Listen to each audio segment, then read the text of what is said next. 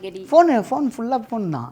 அவள் தான் அவ பக்கத்துல கூடிய கல்யாணம் ஆனதுக்கு அப்புறம் இப்பதான் சொல்றேன். இப்போ ஃபோன் ஐயோ நேரம் பேசுவாங்க. அப்படியே பேசினே இருப்பேன். அடுத்த வேலை வந்தா நான் தருமா எல்லாத்தையுமே சொல்லிட்டே வேற ஏதாவது கால் வந்தா ஹோல்ல போட்டு பேசினே இருப்பேன். அவள் தான் போயாச்சு. யாரா ஃபோன் பண்ணாங்கன்னா டக்கு நாங்க ஹோல்ட் பண்ணிட்டு பா இருப்பா நான் பேசிட்டு வரேன். லைன்லயே தான் இருப்பா.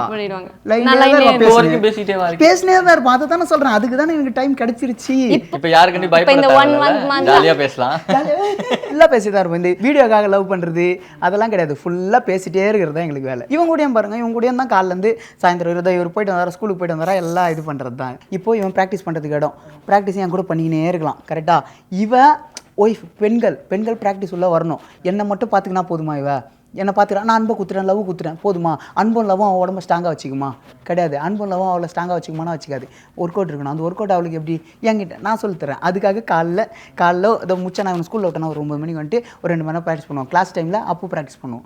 கூடயே இருக்கிறேன்னா கூடயே இல்லாத அந்த மீதி 4 மணி நேரம் 5 மணி நேரம் ஃபோன் பேசினே இருப்பேன். அவ்வளோதான். அப்போது ஃபுல்லாக லவ் பண்ணே தானே இருக்கிறோம். முடிஞ்சிருச்சு. அவ்வளோதான்.